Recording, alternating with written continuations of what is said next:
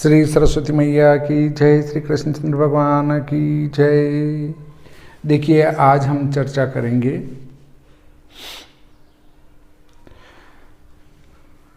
संवत्सर विषय पर। 100 वर्षों में 33 क्षय संवत्सर, इस संबंध में चर्चा करेंगे आप और हम मिलके। 100 वर्षों में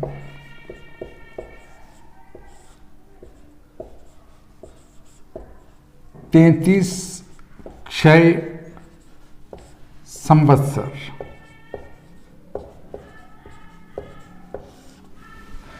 देखिए, यहाँ आप वीडियो को पूरा देखें, बड़ा अच्छा लाभ मिलेगा।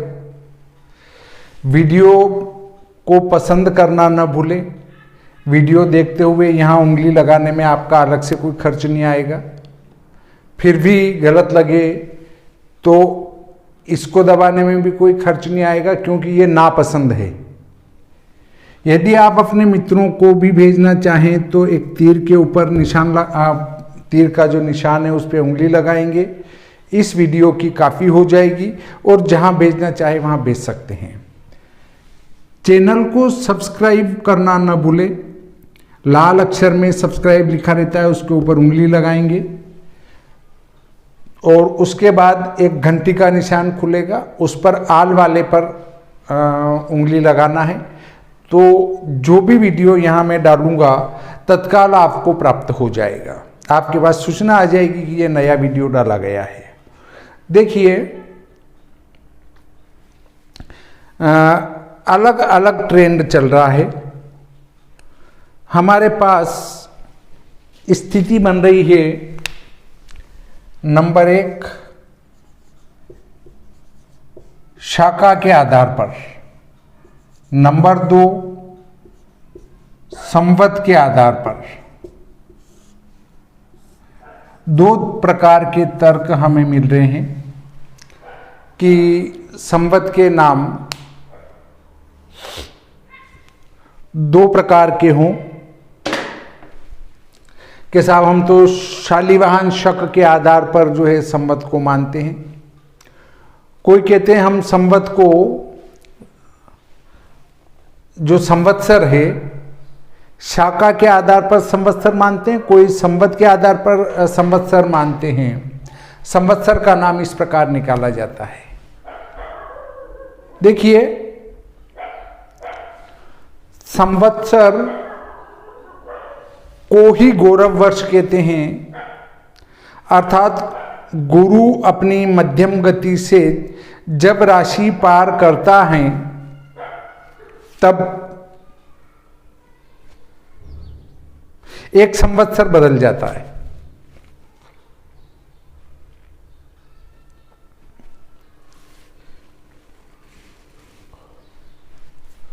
तो इसका शाखा और संवत से कोई संबंध नहीं है। गणित शक से गुणा भाग करके की जाती है, ये अवश्य ही है कि हम जो गणित करेंगे वह शक से करेंगे। अब देखिए, जो प्रतिवर्ष एक बढ़ा लेते हैं, एक आगे चला लेते हैं, जैसे इस वर्ष पहला संवत्सर है, अगले साल दूसरा है, तीसरे साल तीसरा है, फिर चौथा है, पांचवा है, छठा है, ऐसा एक आगे बढ़ाने वाले के लिए तो कोई गणित करने की आवश्यकता नहीं रह जाती है। परंतु जिनका एक प्रतिवर्ष आगे बढ़ता है तो उनके फिर क्षय संवत्सर कैसे आएगा? क्षय संवत्सर आ ही नहीं सकता है। क्षय संवत्सर गौरव वर्ष के आधार पर ही निकाला जा सकता है और क्षय संवत्सर के संबंध में जितने भी मुहूर्त ग्रंथ दिए हैं उन सभी में इसकी विधि बताई है। क्षय संवत्सर बताया है कि संवत्सर क्षय होता है, लुप्त होता है।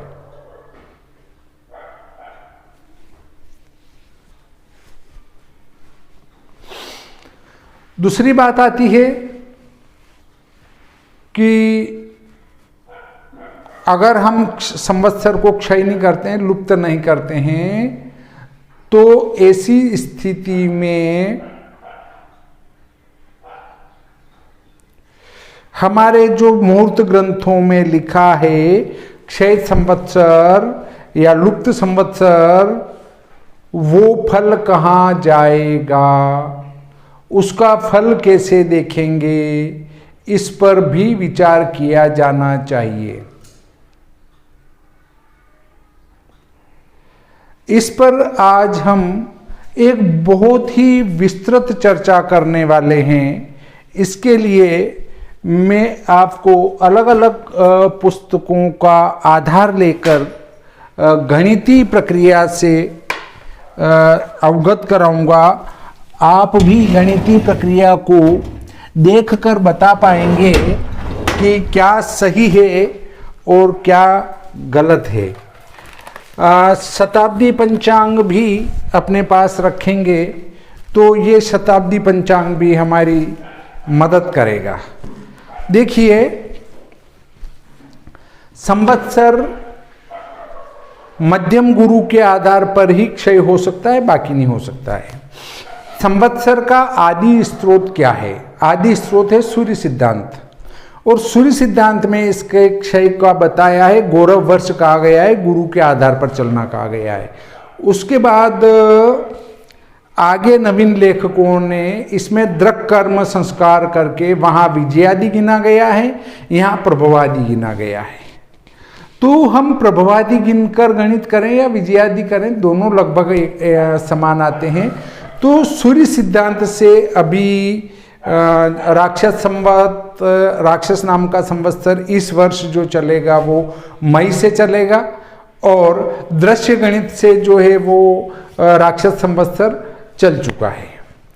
चैत्र शुक्ल पक्ष प्रतिपदा के दिन जो संवत्सर रहेगा, संकल्प में पूरे वर्ष उसी को बोला जाएगा।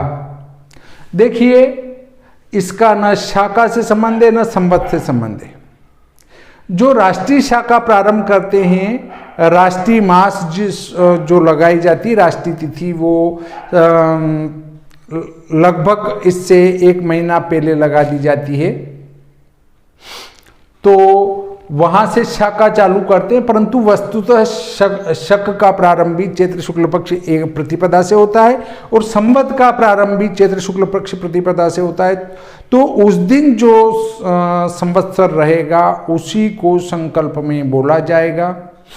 अब आप कहते हैं साहब हम इसको नहीं मानते, हम तो वो मानते हैं। तो आप वो मानने, ये माने, कुछ भी माने, परंतु इसका कोई एक आधार होना चाहिए।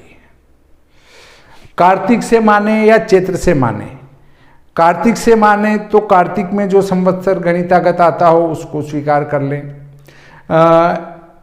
ये संवत जो उपयोग में ले रहे हैं हम, वो बहुत ही महत्वपूर्ण है, क्योंकि संकल्प में इसका नाम बोला जाता है। पर देखिए, गड़बड़ कहाँ हो गई कि 90 वर्ष में जो एक मोटे रूप में 90 के 2, उसमें जो संवत का नाम बदलता है, हमेशा 70 वर्ष से ऊपर ही एक संवत्सर लुप्त होगा। 70 वर्ष के पहले लुप्त नहीं हो सकता है, और 95 से ऊपर नहीं जाएगा। इसको अभी मैं गणित करके आपको समझाऊंगा, कैसे क्या कितना आएगा, वो भी गणित से ही समझाऊंगा मैं। ऐसे ही 33 क्षय संवत्सर 100 साल में कैसे आएंगे, उस पर भी चर्चा करेंगे। पर पहले इन महत्वपूर्ण बिंदुओं को समझ लें। अभी कुछ पंचांगकर्ताओं का कहना है कि भाई 15 दिन के लिए एक लुप्त संवत्सर आ गया था आनंद, और वो 15 दिन में लुप्त हो गया, 1 महीने में लुप्त हो गया। तो ऐसा लुप्त नहीं होता है। जैसे कोई तिथि क्षय होती है, इसका अर्थ यह नहीं कि वो तिथि रही नहीं, तिथि तो रही है, तिथि तो रही है, परंतु उसने दोनों सूर्योदय का स्पर्श नहीं किया। उसी प्रकार से संवत्सर क्षय हुआ है, वो कैसे हुआ है? उसने चैत्र शुक्ल पक्ष प्रतिपदा का स्पर्श नहीं किया, और आने वाली चैत्र की अमावस्या का स्पर्श नहीं किया, इसलिए वो संवत्सर क्षय हुआ। इसका अर्थ ही नहीं कि वो संवत्सर रहा ही नहीं या लुप्त हो गया, वो चला गया, गया कहीं नहीं है। वो जो 4 दिन का अंतर है, उस 4 दिन के अंतर ने एक संवत्सर को लुप्त कर दिया। और जब इस साल भी लुप्त हुआ और अगले साल भी आपका जो है अधिक मास आ गया तो वो उसमें भी लुप्त हो जाएगा, तो फिर अगला जाके तीसरा वाला अधिक हो जाएगा, परंतु लुप्त एक ही रहेगा। देखिए, संवत्सर के ऊपर ये एक पुस्तक मेरे द्वारा लिखी गई है, सिर्फ 50 रुपए की है और 40 रुपए इसका डाक खर्च है, 90 है। और 90 रुपए के साथ यदि आप श्री भादव माता पंचांग मंगाते हैं तो वो 70 रुपए में आपको पड़ जाएगा, उसका डाक खर्च नहीं लगेगा, क्योंकि इसके डाक खर्च में उसका डाक खर्च समाहित हो जाता है। तो 160 रुपए में आपको ये दोनों मिल जाएंगे और ये पुस्तक आजीवन जब तक आप रहेंगे आपके काम में आएगी। विशोपकानयनम पुस्तक है मेरी, इस पर मूल्य मैंने 150 लिखा है, परंतु आपको मैं 50 रुपए में ही दूंगा। इसमें मैंने 700 वर्षों के भुक्त भोग्य निकाल कर दे दिए हैं। ये भुक्त भोग्य से आप देख सकते हैं कि कब संवत्सर क्षय होगा, जिसको अपन लुप्त भी कह सकते हैं, पर लुप्त का अर्थ ये नहीं कि वो रहेगा ही नहीं, रहेगा तो अवश्य ही। देखिए मैं निकालता हूं, शक 1940 में हमारा 46 व परिधावी संवत्सर था, उससे पहले 1939 से पकड़ते हैं तो 1939 में उससे भी पहले जाना पड़ेगा। 1934 शके 1934 पर आते हैं।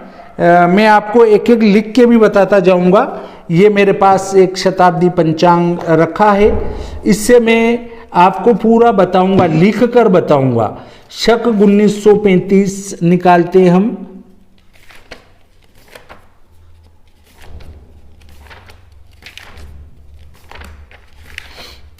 ये शक 1935 निकला। इस 1935 में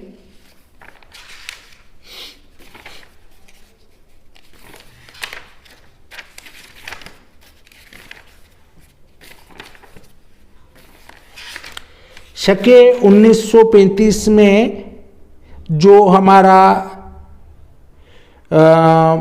40वां संवत्सर था, 40वां संवत्सर है, वो 40वें संवत्सर का पराभव नाम है। और 1935 में पराभव संवत्सर 11 वर्ष 27 माह 59 दिन 2 घटी बीत चुका था। वो कब बीता था? मेष संक्रांति प्रवेश हुई उस समय। तो मेष संक्रांति 1933 में प्रवेश होती है, अप्रैल में प्रवेश होगी, और वो 13 अप्रैल में जो है 2 दिन और इसके शेष रहे थे, तो 15 तारीख तक ये पराभव रहा। तो कुल मिलाकर शके 1935 में हमारा पूरा पराभव नाम का संवत्सर रहा। इसमें कोई शंका किसी को नहीं होना चाहिए। शक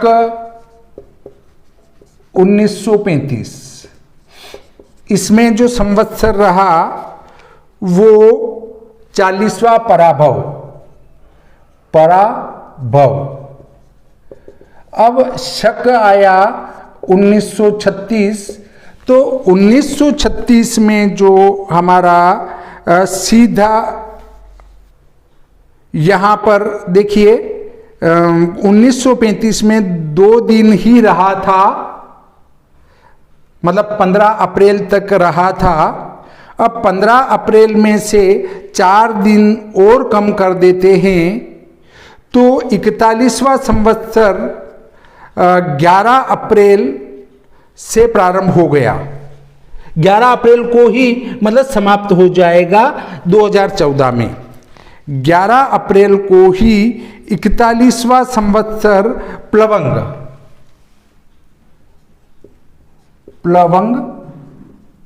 वो कब समाप्त हो जाएगा? 11/4/14 को।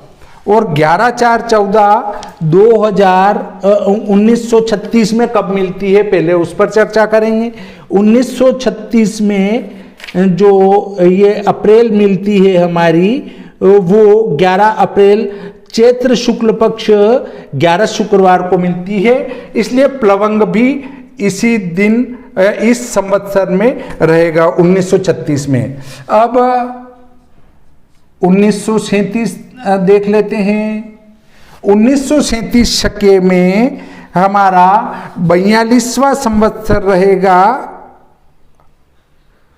42वां संवत्सर तो चूंकि हमारा ये मेष संक्रांति को प्रारंभ हो जाएगा 11 के बाद 2 दिन 13 अप्रैल से। 13 अप्रैल से हमारा 42वां चला 1936 में। और इधर 1937 में सौम्य नाम का संवत्सर मेष संक्रांति के दिन 6 दिन भुक्त हो चुका होगा। 43वां संवत्सर 1937 में देखते हैं। देखिए 1937 निकालता हूं मैं। 1937 के चैत्र शुक्ल पक्ष में 6 दिन बीत चुके हैं 13 अप्रैल से। अब 13 अप्रैल जो हमारा मिल रहा है वो वैशाख कृष्ण पक्ष में मिल रहा है, तो 13 में से 6 गए तो 7, अर्थात 7 अप्रैल को वैशाख कृष्ण पक्ष तीज मंगलवार को सौम्य प्रारंभ होगा। सौम्य प्रारंभ होगा तो सौम्य देरी से प्रारंभ हो रहा है यहां पर, और यहां पर दोनों में संकल्प में प्लवंग आएगा। अब 1937 में जो 42वां रहेगा संवत्सर, क्योंकि 41वां 11 अप्रैल 14 को समाप्त हो चुका होगा, और इस 36 के अंदर हमारा 42वां रहेगा। और 43वां 37 में लिखा है मैंने, 1947 में 43वां सौम्य संवत्सर है, वो 13 में से 6 गए तो 7 अप्रैल को लगेगा, पर 7 अप्रैल वैशाख में मिल रही है। तो इससे पहले वाला किलक नाम का संवत्सर रहेगा। 42वां किलक संवत्सर इसके प्रारंभ में रहेगा। ठीक है। अब 1938 में देखें, 1938 देखते हैं। 1938 में साधारण नाम का संवत्सर 44वां चलेगा। 1938 निकालता हूं मैं।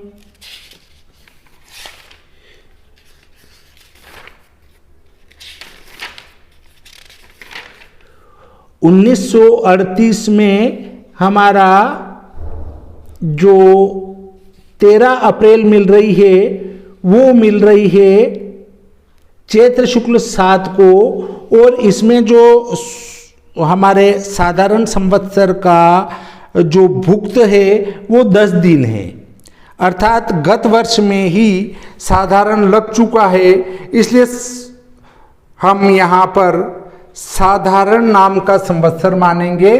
वो साधारण नाम का संवत्सर 44वां होगा। 44वां साधारण नाम का संवत्सर होगा। अब हमारा जो 43वां है सौम्य, वो क्षय कहां पर हुआ? शक 1937 में संवत्सर क्षय हुआ। शक 1937 में संवत्सर का क्षय होने का अर्थ है संवत 2072 में। संवत 2072 में हमारा 43वां सौम्य नाम का संवत्सर क्षय हो चुका है। जो अभी जो जोर जोर से बोल रहे हैं कि आनंद क्षय हो गया न, कोई कह रहा है कि वो प्लवंग क्षय हो गया, कोई कुछ बता रहा है प्रमादी क्षय हो गया, कुछ नहीं। ये गणित से आपको मैं सिद्ध करके बता रहा हूं कि 73 में हमारा 43वां सौम्य नाम का संवत्सर क्षय हुआ। अब देखिए फिर होगा यहीं पास में, पर एक संवत्सर डबल हो जाएगा। देखिए 1939 पर आते हैं तो 45वां विरोधकृत नाम का संवत्सर होगा 1939 में। 1939 में विरोधकृत नाम का संवत्सर होगा, उसके 14 दिन क्षय हो जाएंगे, अर्थात चैत्र शुक्ल पक्ष प्रतिपदा को विरोधकृत नाम का संवत्सर ही रहेगा। 45वां विरोधकृत नाम का संवत्सर रहेगा ये 1939 में। अब 1940 लेते हैं तो उसमें 46वां संवत्सर आएगा, परंतु देखिए 1940 निकाला, इसमें हमारा परिधावी संवत्सर 46वां आएगा तो वो 19 दिन क्षय होगा, परंतु यहाँ पर हमारे 19 दिन जो क्षय करते हैं घटाते हैं इसमें से, तो 13 और 6 अर्थात ये जो संवत्सर विरोधकृत है ये 45वां इसके प्रारंभ में भी रहेगा। हमारा जो विरोधकृत है वो इसके प्रारंभ में भी यही रहेगा 45वां।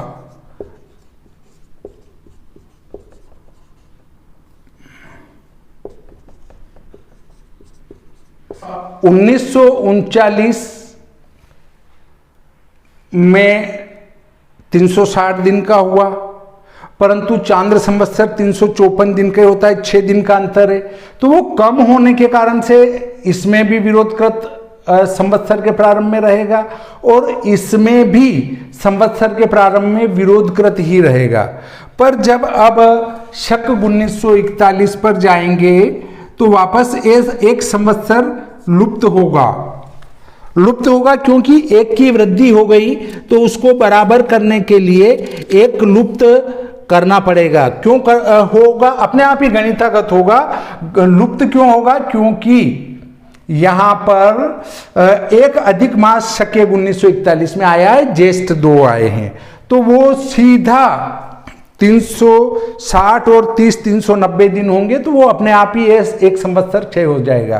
तो देखिए जब हम 1941 में देखते हैं तो 47वां प्रमादी संवत्सर होगा, 47वां प्रमादी। पर इसके भुक्त कितने होंगे वो भी देख लेते हैं। 1947 में 1 माह 18 दिन, 1 माह 18 दिन नहीं, 47 नहीं, 1941 में प्रमादी 47वें नंबर का, तो 23 दिन इसके भुक्त होते हैं। तो 1941 में निकालता हूं, 1941 में जो संक्रांति प्रवेश हो रही है वह 13 अप्रैल को प्रारंभ हो रही है, और 13 अप्रैल को प्रारंभ हो रही है वो तो वो पड़ रहा है हमारा अष्टमी शनिवार पड़ रहा है चैत्र शुक्ल पक्ष की। अब देखिए चूंकि इस 1940 में से 41 नहीं 40 में जो अधिक मास आया, शके 1940 में कौन सा अधिक मास आया उसको बताता हूं। ज्येष्ठ अधिक मास आया, 41 को ध्यान में न रखते हुए 1940 को ध्यान में रखना, क्योंकि यहां पर एक अधिक मास आया, अधिक मास आने से फिर एक क्षय होगा यहाँ। तो 1941 पर यदि हम विचार करें तो 1941 में हमारा यहाँ पर प्रमादी नाम का जो संवत्सर है 47वां, वो 23 दिन भुक्त हो चुका है। प्रमादी भुक्त हो चुका है, वो 23 दिन भुक्त हो चुका है। और जब 23 दिन भुक्त हो चुका तो वह शके 1940 में प्रारंभ हो चुका है प्रमादी। तो विरोधकृत और प्रमादी के बीच में जो एक संवत्सर रहता है 46वां परिधावी, वो 46वां जो परिधावी है, परिधावी, ये भी यहाँ लुप्त होगा। और लुप्त क्यों हुआ? क्योंकि विरोधकृत 2 वर्ष में आ गया, और आ गया तो इसका संतुलन बनाने के लिए हुआ, परंतु ये तो 90 वर्ष में क्षय होने वाला संवत्सर है। एक की वृद्धि और एक का क्षय हो जाए उसका ऐसा कोई दिक्कत नहीं है, क्योंकि वो तो आपस में लेवल बन गया, मतलब जिसको कहते हैं बराबर हो गया, परंतु ये बराबर नहीं होगा। अब प्रमादी हुआ 47वां 41 में, और 42 में फिर क्रमशः चलेगा। अब कोई घटा बढ़ी कुछ नहीं होना है, तो 48वां होगा। 48वां कौन सा होगा? वो आनंद होगा 1942 में। और 1943 में 49वां राक्षस होगा। जो हमारा अभी 1943 चलेगा वो राक्षस होगा। 1943 का नाम राक्षस कैसे होगा? और जो जोर जोर से बोल रहे हैं कि आनंद संवत्सर क्षय हो गया, वो आनंद संवत्सर क्षय नहीं हुआ। क्षय कौन सा हुआ? सौम्य। उसके बाद विरोधकृत 2 हुए, विरोधकृत की वृद्धि हुई, तो यहां परिधावी की वापस क्षय होके ना बराबर हो गया, पर यह बराबर नहीं होगा। अब देखिए आप प्रमादी, आनंद, राक्षस, ये लगातार अब अपन जहां तक जो भी अभी वीडियो देखेंगे या जो भी जीवित हैं, जो आज बच्चा हुआ है, वे सभी अब लगातार एक के बाद एक बढ़ाते जाएंगे। अब कोई संवत्सर क्षय अपने जीवन में नहीं आने वाला है। ये क्षय वाला जो जंजर था वो यहां पर समाप्त हो चुका है। अब एक बात अगली आती है, वो ये आती है कि जो संवत्सर 33 क्षय कैसे होंगे। 33 क्षय संवत्सरों को बताता हूं मैं कि एक वर्ष में 33 क्षय संवत्सर कैसे आएंगे, वो भी आपको मैं लिखित में बताता हूं। इन सब को अब मैं यहाँ साफ कर देता हूं। आपको इसकी जानकारी मिल गई होगी। मेरी इस पुस्तक में मेष संक्रांति के समय जो है इन संवत्सरों के भुक्त भोग्य निकाले गए हैं। जहाँ संवत्सर की बात आती है वहाँ पर ये ही गणित उपयोग में आती है। चूंकि पुराणों में भी इसके ऊपर लिखा गया है, पर हम पुराण को इसलिए नहीं उपयोग में लेंगे चूंकि वे सब फलित के आचार्य थे, वो शास्त्रों के ज्ञान वाले थे। गणित के ज्ञाता नहीं होने से हम उन पर विचार विमर्श नहीं करेंगे। हम विचार उसी पर करेंगे जो गणितीय क्षेत्र में लिखी गई बातें हो।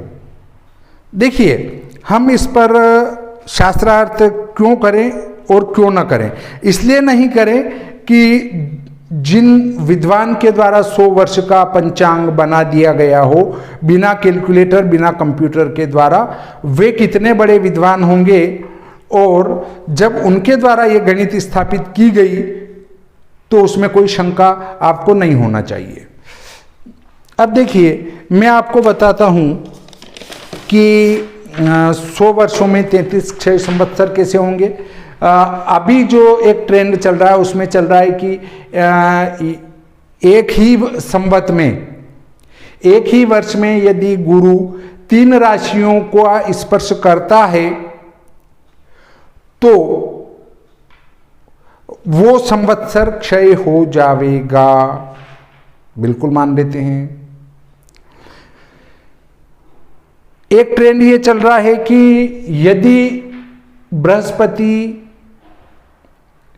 एक ही वर्ष में एक राशि, दूसरी राशि और तीसरी राशि पर जाकर वापस लौटकर वहीं नहीं आता है तो संवत्सर क्षय हो जाएगा। बिल्कुल इसको भी मान लेते हैं।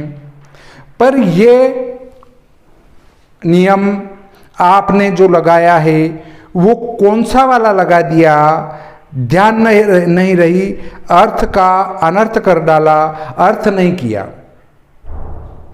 वो श्लोक ये लिखे गए थे कि बृहस्पति अपनी मध्यम गति से एक राशि को पार करके दूसरी राशि पर और दूसरी पार करके तीसरी राशि पर जब आ जावे तो वहां पर क्षय संवत्सर होगा, मध्यम गति।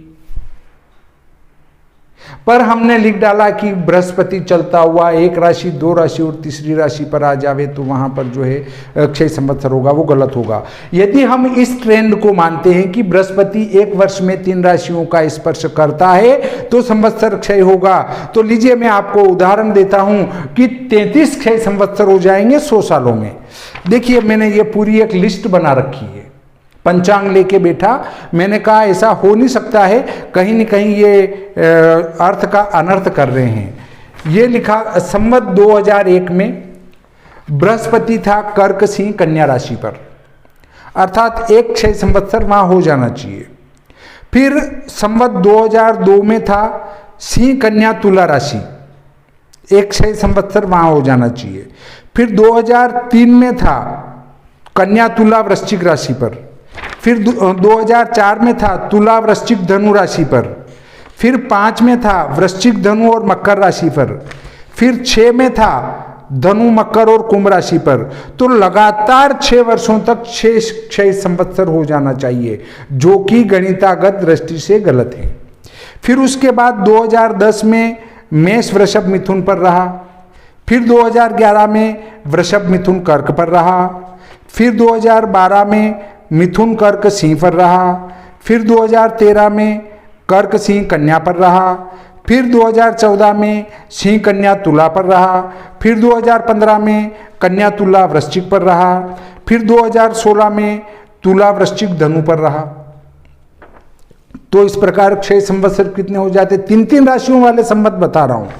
फिर 2075 में तुला वृश्चिक और धनु राशि पर रहा, 11 अक्टूबर 18 आश्विन शुक्ल 30 गुरुवार को जो है वृश्चिक राशि पर आ गया था, और 29 मार्च 19 चैत्र कृष्ण पक्ष 9वीं शुक्रवार को जो है वो धनु पर आ चुका था और तुला पर प्रारंभ में चल ही रहा था 2075 में। तो इस प्रकार 75 में एक क्षय संवत्सर आना चाहिए। फिर 76 में भी 8, 9, 10 वृश्चिक धनु मकर पर रहा, फिर 77 में धनु मकर कुंभ पर रहा। यदि आप कहते हैं कि चूंकि 2077 में गुरु ने 3 राशियों का स्पर्श किया है, धनु मकर और कुंभ का, इससे 2077 में आनंद नाम का संवत्सर क्षय है, तो 2075 में भी होना था, 76 में भी होना था और 77 में भी होना था। 3 लगातार क्षय संवत्सर होने थे। फिर 2082 में वृषभ मिथुन कर्क पर गुरु रहेगा, 2083 में मिथुन कर्क सिंह पर रहेगा, 2084 में कर्क सिंह कन्या पर रहेगा, 2085 में सिंह कन्या तुला पर रहेगा, 2086 में कन्या तुला वृश्चिक पर रहेगा, 2087 में तुला वृश्चिक धनु पर रहेगा, 2088 में वृश्चिक धनु मकर पर रहेगा, 2089 में धनु मकर कुंभ पर रहेगा, 2091 में कुंभ मीन मेष पर रहेगा, 2093 में मेष वृषभ मिथुन पर रहेगा, 94 में वृषभ मिथुन कर्क पर रहेगा, 95 में मिथुन कर्क सिंह पर रहेगा, 96 में कर्क सिंह कन्या पर रहेगा, 97 में सिंह कन्या तुला पर रहेगा, 98 में कन्या तुला वृश्चिक पर रहेगा, 99 में तुला वृश्चिक धनु पर रहेगा और 2100 में वृश्चिक धनु मकर पर रहेगा। इस प्रकार आप देखते हैं कि मैंने एक लंबी सूची आपको बताई है जिनमें एक एक संवत के अंदर बृहस्पति 3-3 राशियों पर रह रहा है। अगर आपको विश्वास नहीं हो तो शताब्दी पंचांग को उठाकर आप देख ले, ये गणित आपकी वैसी बैठ जाएगी। ऐसा 33 संवत्सर क्षय होते हैं अगर इस को मानते हैं कि बृहस्पति जिस वर्ष 3 राशियों का स्पर्श करे उस वर्ष एक संवत्सर क्षय होगा। तो ऐसे 33 क्षय संवत्सर 100 वर्षों के अंदर हो जाना चाहिए। जो कि गलत, त्रुटिपूर्ण और असत्य है। ऐसा हो नहीं सकता है, अन्यथा 100 वर्षों में 33 क्षय, तो आधे से ज्यादा तो क्षय हो गए। कभी भी किसी भी उपपत्ति में आधा क्षय कभी नहीं होता है, न तिथि का होता है, न नक्षत्र होता है, न योग होता है, और न अन्य कुछ आधा क्षय होता है। आधा क्षय कभी नहीं होता है। 60 संवत्सर हैं तो आप जो है उसमें से 33 क्षय संवत्सर कर देंगे, ऐसा नहीं हो सकता है। जिनने भी ये लिखा है कि भाई 3 राशियों को बृहस्पति स्पर्श करे उस वर्ष संवत्सर क्षय होगा, तो वो गलत लिखा है। दूसरी बात एक और ले लेते हैं कि यदि 3 राशियों का स्पर्श करे परंतु वापस वो लौट कर उस पुरानी राशि में नहीं आवे उसी संवत्सर में, तो क्षय संवत्सर होगा। तो इसमें से 11 वर्ष तो मान ही लो, तो 11 संवत्सर तो फिर भी क्षय हो जाएंगे। तो एक बार अपनी लेखनी चलाने से पूर्व कुछ विचार करने के बाद ही आगे बढ़ाएं तो ज़्यादा अच्छा रहेगा। तो इस प्रकार शायद संवत्सर से संबंधित आप विस्तार से समझ चुके होंगे। फिर भी यदि आपको कोई दिक्कत आए तो मेष संक्रांति के समय कितना संवत्सर क्षय हुआ, कितना बचा, वो इस पुस्तक में आप बड़ी आसानी से देख सकेंगे। जहाँ तक आप जीवित रहेंगे, जहाँ तक आप पीछे 100-200 साल का देखना चाहें, वो सब रिकॉर्ड इसमें मिल जाएगा। जो पंचांग आपके पास है अभी और जो आप जीवित रहेंगे, आपके बेटे पोते जीवित रहेंगे, वहाँ तक ये पुस्तक चलती रहेगी।